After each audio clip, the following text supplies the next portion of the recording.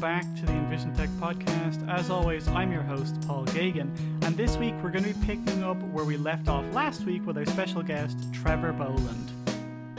Yeah, I mean, even the other day, I was actually my wife was helping me make a new email signature, right? And one of the ones we were looking at was making one using Canva. And it turns out that Canva, you can make an email signature on there, but it actually just generates an image.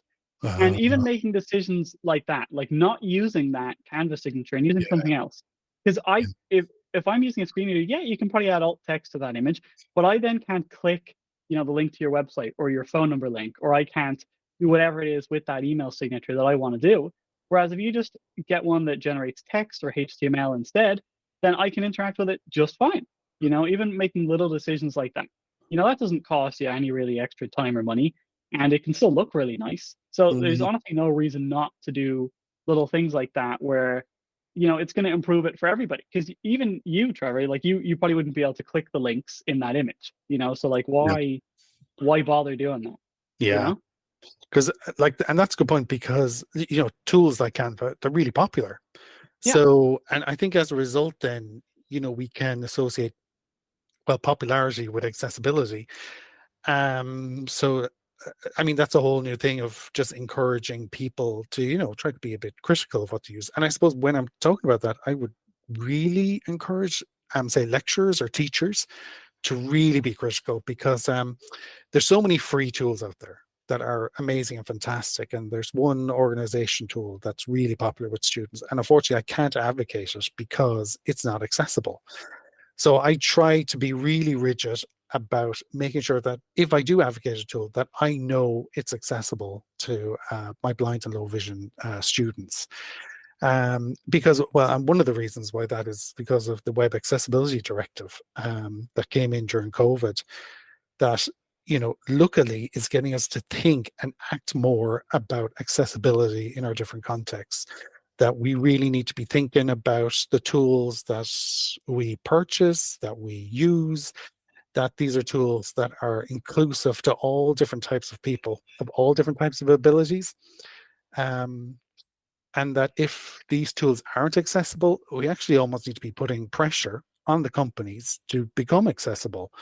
So to be vocal about it, to contact these people, because if people don't interact with these companies and make inaccessibility issues known to them, then like from a money-making point of view, they're not going to change. They're still going to have customers. So I think, as my partner said to me before, the one thing that we can definitely know we have control over is knowing how we spend our money on things dictates a lot of the power and control we have over our lives. And it's always kind of stuck with me that if we know that companies need us to buy and interact what they're selling and it's not accessible, but we keep buying it, then we're giving out a very mixed message then about what we are doing with our lives in terms of advocating accessibility. So yeah, so no, I think it's powerful. Even just those choices that we make about the technology tools that we use. Yeah, really need to be critical about them. Yeah, we definitely do, and that's something I always try and talk about as well is and I'm kind of guilty of this too. I'll go and download an app on the Play Store, for example, and I'll be like, oh, this has 500 million downloads. How could this not be accessible? Yeah, and to be honest, I'm guilty of it as well. Like I would have done it before. Yeah. And that awareness that I'm appreciating as I'm getting older, because the students who I serve have disabilities, that so to speak, seeing the world through their eyes definitely makes me more cognizant of the world and its limitations. So even today I was talking about that in a group when it came to color contrast of a visual. And luckily we had a really positive conversation about it in terms of really thinking about and looking at the color contrast in a visual that was going to be used to promote an initiative as well as an event. And that color contrast, it may seem like a very small issue in terms of accessibility, but from talking to low vision students, it's really made me more aware of how these small differences that people may think as insignificant are quite profound differences for people with disabilities. So just drawing people's attention, like, I mean, generally people are quite good. People, have empathy generally and are open to these kind of things. So again, sometimes it's about not only awareness of it, but also being able to provide evidence of it as well. Can change the conversation. So even that color contrast issue, like I used a really good color contrast checking tool, and it gives really great snappy feedback about the level of accessibility of the image in terms of the color contrast. And I just took screenshots, shared them with the group, and then the whole conversation was very easy because they could see through the color contrast findings using a checker that, yeah, there was an issue with the color contrast and we were able to change it. So at least then for promotional material or whatever, that we can now be confident that we can address that color contrast in the text and the background. Yeah, because the other thing is, I mean, sometimes when events, particularly about inclusive events, there may be one or two people online who, do highlight accessibility issues when it comes to events, which I think is a good thing because we need to be able to name what's not so good about an event and being able to talk about how to make an event or initiative more accessible. So I don't know. I think there's a lot of really good conversations happening right now, and people have never been more open to these kind of considerations because I suppose one, like when it comes to diversity, I mean, we don't have to look that far in education in Ireland. Like we have never had such a diverse population of it. So people are really looking to find solutions to be as inclusive as possible for all the different types of students we have. So like it's a good thing. People have never been more open to change, I think, which is amazing. Oh yeah, no, for sure. And would you actually mind mentioning that color contrast checking tool just for people who might be interested in that? They might be at home wondering, oh well, what is that tool? It's supposedly really What is good. this material? What's this mysterious tool that Trevor has spoken about? So, it's called something that's very obvious. It's called a color contrast checker, and I use it on my Chrome browser. So, if you go to the Google Chrome store, you can add this color contrast checker to your Chrome browser.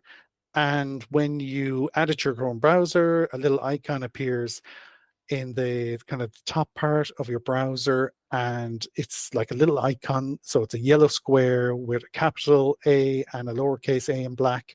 And then when you click on it, this color contrast checker opens up on whatever web page you're on. And even like if you use Google Slides or PowerPoint or whatever online tools you use, the color checker will come on. There's two little ink drops. You just drag the ink dropper over the color you want to check. So today I ended up using it because we had white text on a promotional image and there was like a navy background. So I was able to use the two ink droppers to pick the foreground and the background color. And then immediately the accessibility checker gives me results over the levels of, I suppose, WCAG, the Web Accessibility Directive, and in terms of whether they pass or fail the different levels of accessibility. So like it's really immediate, brilliant for quick feedback, and then you can go and you can tailor your designs, yeah, to get like good accessibility result. Wow, that's actually really cool. So, I mean, essentially, people don't have any excuse anymore for having something that doesn't have good color contrast when it takes you half a second to just drag the little droppers and check. So Oh that's yeah. actually really cool. I actually wasn't aware of that. I know personally when I will check like color contrast, I'll manually put in like the colors and stuff into a website. And to be fair, I use Firefox. I don't use Chrome. Uh-huh. But yeah, like that's really cool. Like even tools like that are really, really useful, and people aren't really aware of them. And they think, oh, well, checking, color contrast. Like I said, I actually thought it was a little bit harder than it is. If it's just drag and drop those, I mean, you have no excuse really not to do it. Even if it's, Yeah. you're creating a logo or an image or some, as you said, some text, even in like a PowerPoint, Yeah. just making sure that the background is okay with the text, Yeah. it's really important.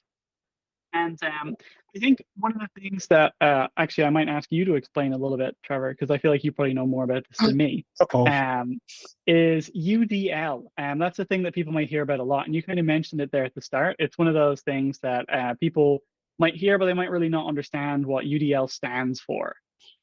Okay, I'll give you the very short version. Yeah. So basically, UDL, or Universal Design for Learning, is like, it's really about figuring out an inclusive way of teaching and learning in education.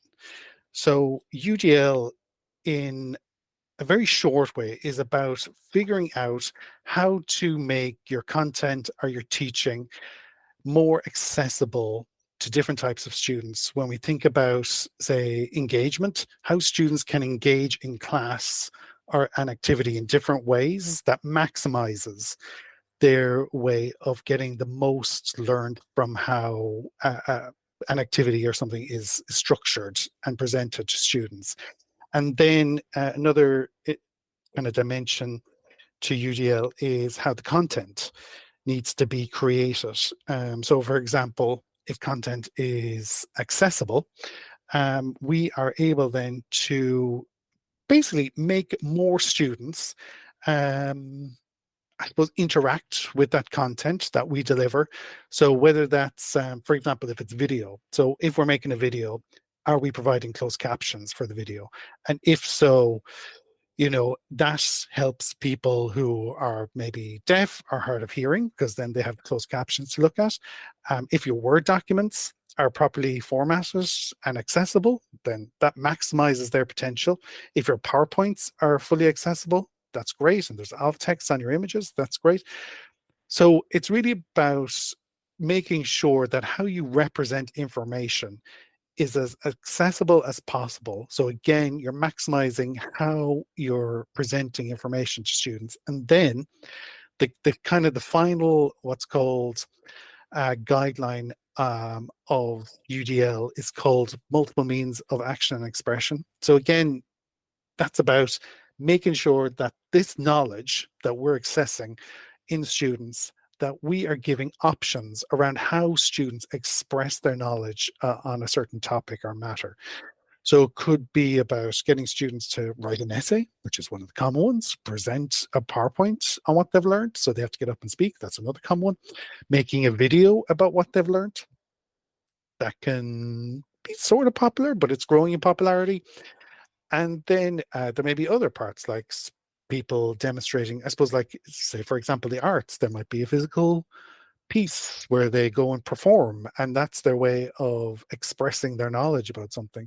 So again, how these ways of presenting information so students can engage in different activities, how information is represented in different ways, as well as how students can act or express their knowledge through different ways of acting on their information and expressing their new knowledge in different ways. These essentially all give students different ways of connecting with and expressing information. So it's really a way of, again, maximizing that learning potential of your students through basically choice, really. And like, it's powerful. And we're really lucky in Ireland, because in Ireland we have an amazing community of universal design for learning practitioners, not only in higher education. We have a really rich community, but in further education as well, we have like amazing, wonderful people. And then what we're finding as well, in some secondary schools and primary schools, it's also slowly appearing in there as well, which is great. And then not only are we seeing it not just nationally in different pockets, but we're also seeing like the cusp of what's called the UDL Charter coming about. And this UDL Charter is going to be a way of unifying our education, like our tertiary education, so further and higher education, further and higher education, to really come up with an agreed, I suppose, type of framework or approach to embedding universal design for learning in education, so it will increase that inclusive potentialness of education for all our different types of learners. So it isn't just about like an approach that's going to be taken in education to support students with disabilities. It's going to support students with disabilities, but it's also just going to support everyone because it's going to get us all thinking and doing our work, whether we teach or say, for example, I'm a part-time teacher, but mostly I work as what's called a professional staff member. So I lean into UDL a lot to help me to really find new ways and different ways of interacting and helping students. So UDL for me helps me to just be better at my job. Yeah, so I don't know. That's a big question to ask. But Yeah. basically, but in a sense, we are really lucky to be here in Ireland because there's a lot of incredible work going on with UDL, and it's just going to get bigger and it's growing really quickly here. So it's definitely an exciting time in education when it comes to inclusion because it's really it's growing and it's powerful. Yeah. Oh, for sure. And I mean, even for me, being able to do a computer science degree, obviously people did do computer science degrees who were blind, 20, 30 years ago. I actually know some of them, Oh, but it was a lot harder, So even that is getting way better and way easier. And I think kind of why I wanted to especially mention UDL is because it's kind of what we've been talking about. We haven't yeah. specifically mentioned UDL up until this part of the episode, but it all kind of fits together. As you said earlier, like it might be a slightly different concept and presented in a slightly different way, but a lot of what you know is still transferable. Using headings Yeah. is still transferable to that. Using that color contrast checker is still transferable. So I feel like that can also be really daunting when you're kind of learning about accessibility. There's all these different acronyms and all these different initiatives, and it's like, oh well, I don't know what I should be looking into. I don't want to say that it doesn't matter because it definitely does, but Mhm. a lot of it, as we have said, is very transferable and very kind of universal within all these different concepts, and you know everything really does kind of um fit together, if you will. Oh yeah, like inclusion, it really requires, I suppose, multiple hats.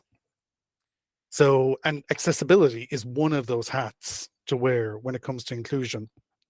So I definitely think UDL is another hat, but they all overlap. So the more you kind of really get into inclusion, the more you realize you just need a small set of skills in each one, and ultimately they start crossing over. So, and there's loads of different ways. So this might seem a bit abstract when we talk about this, but luckily in Ireland, there are a number of resources that you can go to for free and begin. I suppose if you're new to accessibility and inclusion, you can like simply go to what's called ahead.ie.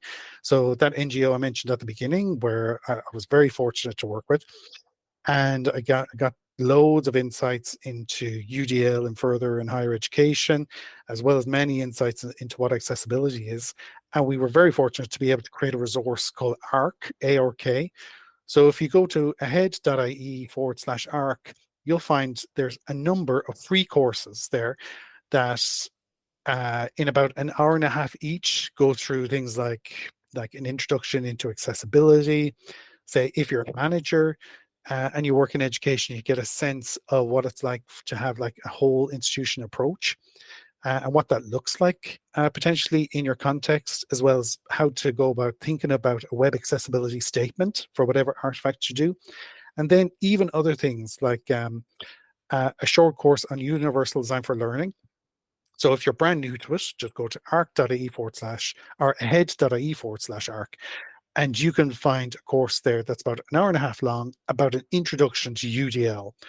And that is amazing. And it's a really rich way of getting you just aware of what UDL is. And then within that course, it even tells you about where you can go after that and explore UDL deeper and further here within Ireland as well. Because again, we have loads of options here in Ireland when it comes to UDL and inclusion. And there's lots of free courses out there that are all like really gaining loads of strength and momentum, which aim to really help everyone to know about what inclusion is. Yeah. Yeah, no, for sure. And I think a lot of those resources are really valuable, even for me. As I said, I know a good bit about accessibility, but I might not know about, UDL quite as much as Trevor does, or somebody else might. So it's really useful even for people who know about accessibility to kind of know where to access these sorts of things. I said even that color contrast checker, it's going to make it easier for people to check color contrast on things and Yeah, make sure that everything's easier to do. And that honestly, also the easier it is for people to do, the more likely they are to do it. So if there's a really great place where you can go and do free courses, and it doesn't cost you a lot of money, yeah. you're way more likely to do it than if you have to pay 500 € to take a course, you know? Absolutely, I know, and especially when they're short courses, they're just enough to kind of really get your appetite going. Because again, Ireland is just unusually proactive, I think, when it comes to inclusion. I mean, we're not perfect, but we are definitely making huge strides. And like, there's just, again, I can't go on about like the amazing communities that we have here. That from the time I was in a head, like, there's a few people who have really kind of maintained really good friendships with, because yeah, like there really are, I suppose, what you call them, communities of practice. Like, there are people out there who are incredibly passionate about inclusion, and they need people to support them and keep them energized and just keep them thinking about what inclusion is, because inclusion looks different for everyone. Because even for me as an assistive technology officer, for me, my students change every year, or every few years, but every year we get new types of students. And every time I think I've seen it all, a new student or new students come along and they just throw everything I've learned out the window, and I have to refigure out things again.